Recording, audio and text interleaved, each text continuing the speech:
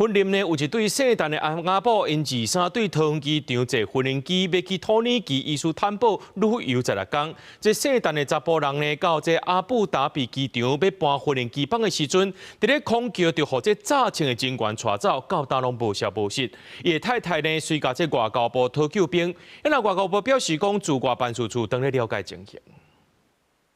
但是伫咧桃园机场含因某要做伙去参加旅游进前翕一张相片，但煞伫咧到阿布达比机场了后，一切都变掉啊！婚礼姓陈的翁仔某，23对桃园坐飞机要去土耳其的医师担保参加中东16天的旅游，但是就伫咧因到阿拉伯联合大公国阿布达比机场要转机的时阵，但是却雄雄互武装人员带走去。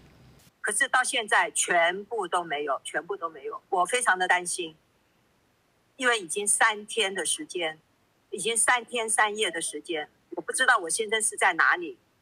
我不知道是被什么人这样抓去，完全不知道。尤小姐迄当阵是随向机场的地勤人员来求帮助，但是煞无结果。伊只好一个人先转机去土耳其的医师担保，和旅行团会合了后救援。伊向外交部杜拜办事处求帮助，嘛委托当地朋友去探听。尤小姐讲，因先生无参加政治活动，今年2月阁捌出国去澳洲，进前阁去过中国越南等国，真正是唔知影啥哪会互掠去。是直接跟土耳其报名，他们自己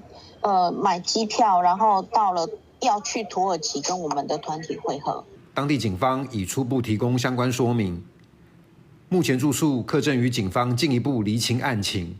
以提供我国人后续协助。旅行社表示讲，已经请相关单位帮助处理。外交部驻杜拜办事处嘛，已经和当地警方联络，当地厘清涉案的民众敢有涉及违法的行为。旅游专家指出讲，在机场会当甲人带走的，应该属当地的执法机关才有法度安尼做。是他调查完之后，如果没有问题，自然会获得释放；那有问题，可能就会进入到当地的司法调查的程序。那个也不是说我自己主张我